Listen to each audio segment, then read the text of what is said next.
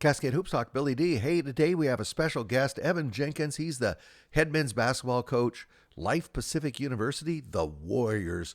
Also, we're going to catch you up on top 25 and some conference updates. Buckle up. Cascade Hoops Talk starts right now. Cascade Hoops Talk, produced in the shadow of the beautiful Cascade Mountains and bringing the world NAIA basketball. One podcast at a time.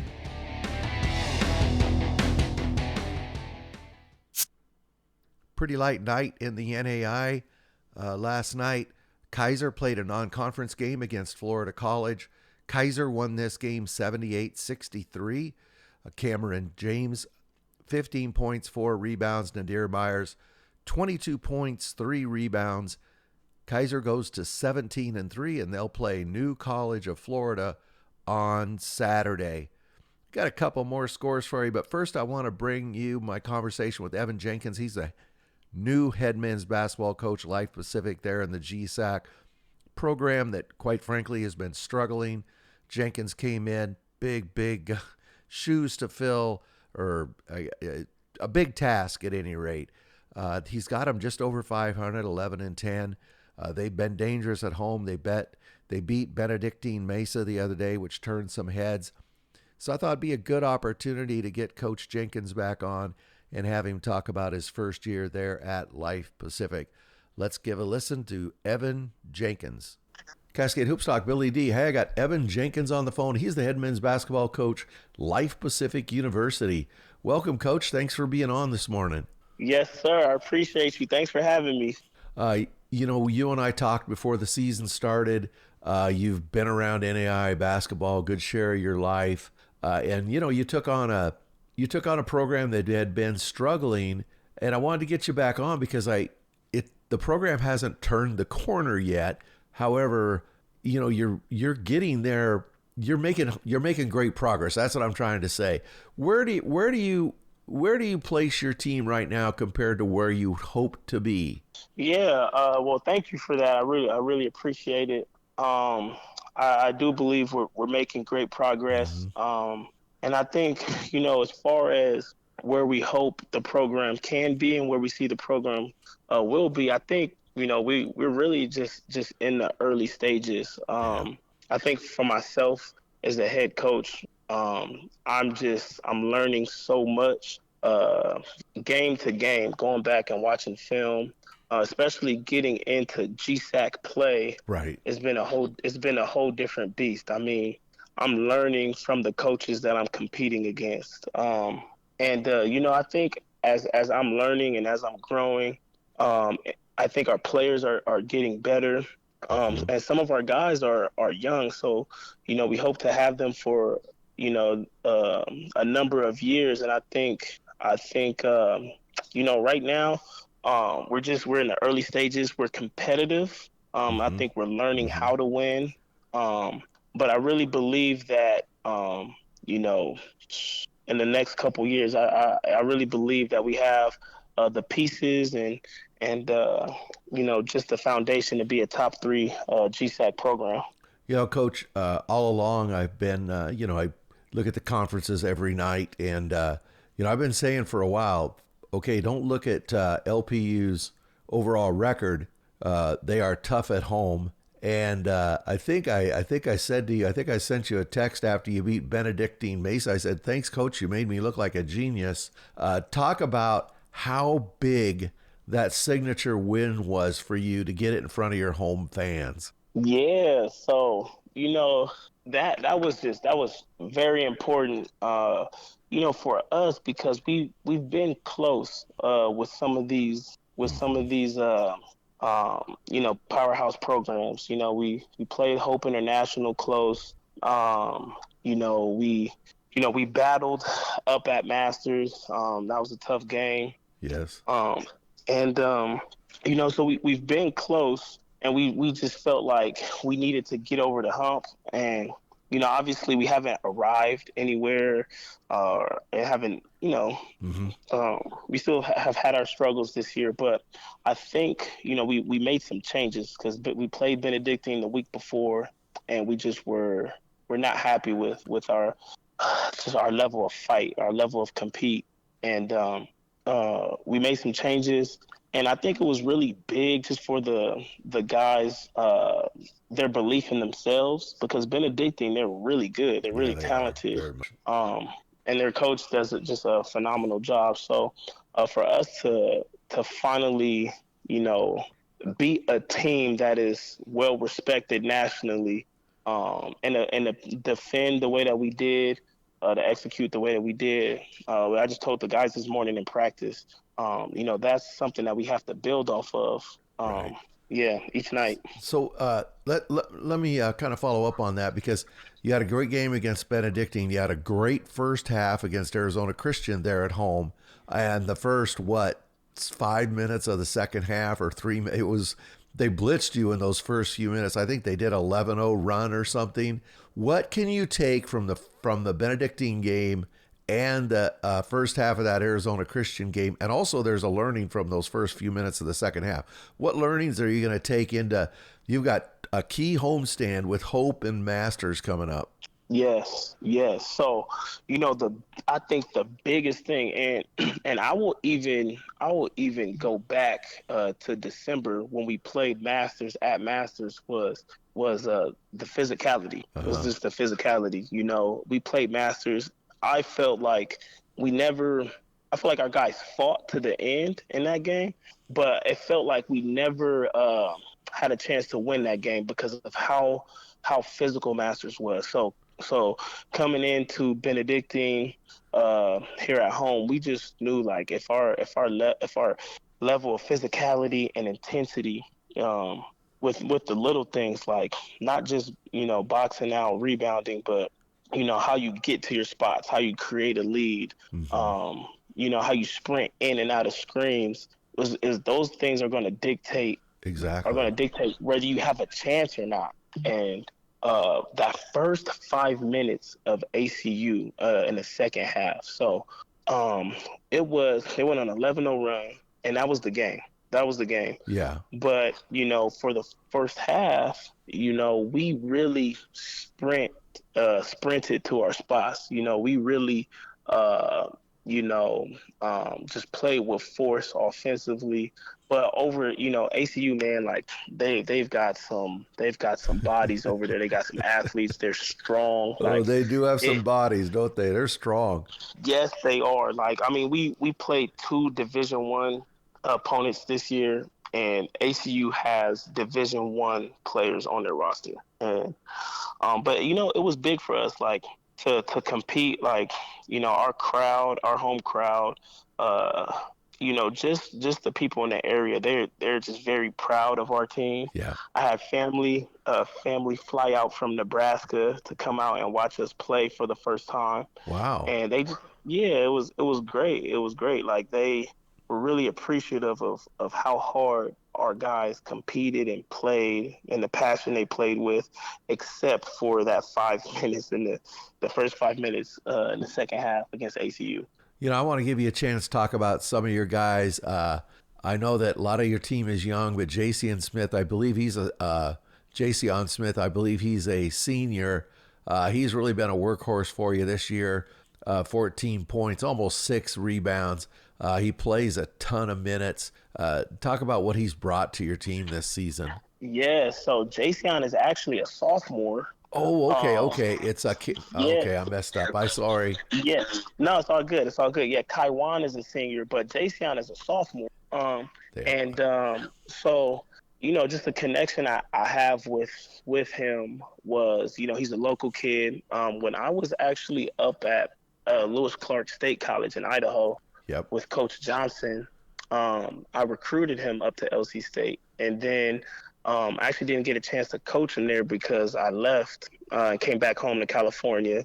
But we were able, Jason wanted to get back closer to home and be home, and we were able to get him over here.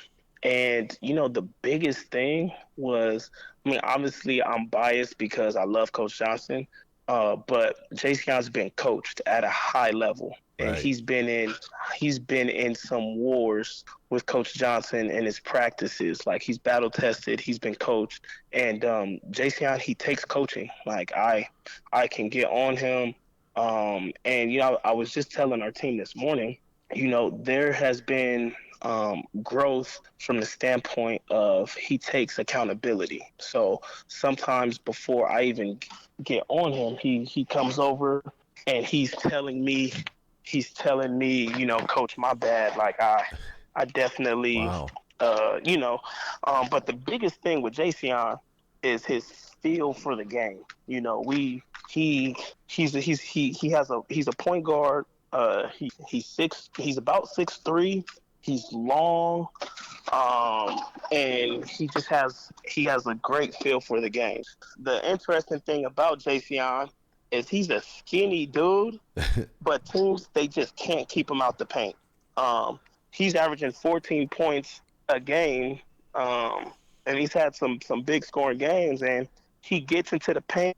They know he's going to get to the paint. They know he's going to drive. They still can't stop him from driving. And he has just great touch on his floaters. But like you said, he's averaging almost 6 rebounds a game, and he's not even. I mean, we just had him step on a scale the other day. He's not even 160 pounds. But he fights. And he shows up every day. He plays through little nicks and Yeah. little bangs and stuff. And I think the best thing about it is just that he takes coaching. He wants to get better. And Yeah. he's only a sophomore. I've coached some other guards at the NAIA level. We talked about Davian Brown. Right. Back in my time at Masters, we had some other guards, Hanso Atencia, and some guys who were special. I think Jason will be someone that that the NAI will be paying attention to pretty soon. Yeah, and just to build on your point about him getting to the bucket, he shot 100 for almost 100 free throws already this season. So he gets to the line a lot as well. We talked about your senior. We mentioned him, Kai Wan. I think it's Kennedy. He's averaging 10 and 5, or almost 10 and 5. So how important is his senior leadership? Oh man, yeah, Kai Wan. He has a lot of nicknames. We call him Wani. We call him Philly. He's from the East Coast. He actually, his leadership for our program is something that we went through a really tough stretch in the GSAC where I think we lost 4 or 5 games in a row. Yeah. And he was out during that time. So Oh. we had Ottawa here at home, and we're playing a great game. He sprains his ankle in that game, and I think what that did to our team, just his presence. He is the glue of our team. And he is another kid. He is another kid who just he's selfless. He does whatever the team needs. He blocks shots. It's crazy. He's 6'5". He has a 7-foot wingspan. Oh my gosh, he's At long. 6'5".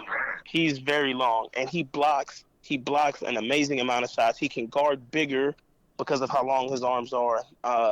He can play point guard on offense and initiate. And he cuts he knows every position. He communicates on defense. I think that was the biggest thing when we got him back into practice after missing him for about 2 weeks. Was in practice just his communication, his ability to just communicate, his willingness to communicate defensively. It made us feel like we're back in the fight again. So. Man, just absolutely love Kai Wan, and I think this has been a great senior year for him. Just in terms That's of good. just in terms of just the experience that he's had, with our guys and at our school, and just I can't speak highly enough about him. Coach, we would be remiss if we didn't mention Zarian Anderson. 10.6 rebounds. All three of these guys, you kind of rebound by committee there. Yeah, Talk about Zarian's game. yeah. So Zarian, man, like he's one of those guys where you look at him and he looks like a player. You know, Right. he's Yeah, he's 6'8". 6'9". Oh, 6'8". Yeah, yeah, Yeah, your roster says 6'9", but that's coach number. yeah, yeah. He would probably tell you he's 6'9". Right. We play against some other guys and they're listed at 6'9", and sometimes Zarian is taller than him. I don't know how, but he's 6'8", 6'8.5". I give him, but he is actually really skilled. He's really skilled. He has just great touch, great touch. He shoots a pretty ball. And so we actually, try to do a good job at just moving him all around the floor. Um, and he competes. He shows up. He shows up to practice. He's a warrior. He competes. And he's been great for us. I think it's been good to have him with Jason, especially because as Jason is such a guy who wants to get downhill. Zarian kind of complements that with his size, but his ability to just stretch the floor. Um, and not always from the three ball, but from the free throw line, he has a very very soft shooting touch, and yeah, and just his size and just ability to move. I think it's just been vital for our team. So, coach, right now you're over 500. You're 11-10. Something what probably was an early goal for you, I'm imagining. You as you mentioned it, you've been punched around a little bit in the GSAC. What are some of your goals between now and the end of the season? When this season ends, what type of things will make you say this was a good first season? Yeah, well, I think for me personally, I just think in my first year, I just want to keep learning. Just want to keep learning. And I Yeah, think it's more than just X's and O's, right? Like learning about how to communicate to certain guys, and get the most out of them. You know, and yeah, I think that's been happening. Like I'm just very thankful, uh, just for the opportunities and like just to coach against some great coaches. Like you yeah. play, I was telling my wife, it's you never really understand how each week you play a different opponent who has a whole different style. They defend different ways. You may play one opponent and they're no middle team. They're ice inside ball screens. Now that was all last week. Now we got this week, and they're switching 1 through 5, and they're ultra physical. You may play ACU, who they have Jalen Lee, who's massive. They have, just Shad Bradley. Bradley, Yeah, who's 6'4", 205 pounds, and then you go and you play Masters and Hope, who, they don't play anyone over 6'8". They're switching ball screens and stuff. So I just think for me, just being able to see the different styles and adjust and adapt accordingly while still staying true to who we are and our principles. And learning through that is a win for me. I think for our team, I just want to see us reach our ceiling. I was looking at one of my seniors this morning, Braxton Williams, who actually is transferred to us from Hope, yep, um, and just telling him like, hey man, like you have 7 games left in your career. I want you to I want you to reach your ceiling in these 7 games left. Like with Jason, I want to get the most out of his sophomore year. And I think I try to tell our guys like we don't want to be outcome oriented. We just not that we're into moral victories, but we just want to focus on our process. And I think if we focus on our process and do our process well, we know that we can compete and we can play with anyone. I think we will end up happy with the outcome in some of these games. But you just don't want to feel like you're leaving anything on the table. So Yeah. I just want to see our team empty the tank over these next couple weeks. Well, Coach, it's been kind of fun watching you build this team, get it over 500, get the signature win. You got a couple great opportunities. You got Nick Hopkins and Hope coming soon, and then you play your old mentor, Coach Starr, after that. I hope you're enjoying. I know it's been a tough first year, but I hope you're enjoying it. You're doing a great job. Yes, I really appreciate you. Thank you for calling and reaching out. And yeah, we got Nick Hopkins coming in, and we got Avery Jackson, who Yeah, has been on a tear. unbelievable. Yeah, you go from SA, I think SA and Sean Bradley from ACU to Nick Hopkins and Avery Jackson coming in Right. this week. So And you got to throw yeah, Adigabai in there too. He's been putting up 30 spots as well. 100%. I think he went 7 for 17 from three last week. So Yeah. yeah, It's we got our work cut out for us. no days off, Coach. No days off, but it's a blessing. It's all an opportunity from the Lord. So we're thankful. Well, Coach, I really appreciate you taking a couple of minutes and being with us this morning. Thank you very much. That's Evan Jenkins. He's the head men's basketball coach, Life Pacific University, the Warriors. Thank you, Coach. Yep, thank you. I appreciate you. Hey, thank you very much to Coach Evan Jenkins and to Life Pacific University. Appreciate his time. Thank you very much. Also tonight, Hope International, who we just spoke about, they defeated La Sierra 86-71. Adding a bye, we just mentioned 17 points, 3 rebounds, and Amon Haynes, 26.7 rebounds. Also, well, let's just look at the standings here real quick. I didn't update them, but that brings Hope back in a dead tie with Arizona Christian. Just want a quick reminder that the new poll will be out this morning. Today, that's the power ratings. I'm sorry, I'm really got it together. On the 28th, the new poll, that's today. And then the power ratings come out on February 2nd again. Reminder that the link for the RPI and the ARC is always in the description of the show. One other quick note, Eastern Oregon tonight in a key Cascade Conference game defeated the College of Idaho. They beat them pretty handily. Eastern Oregon's a very, very good team. Put College of Idaho 2 games out of first, and Eastern remains 1 game out of first. So that race as well is going to get pretty hot.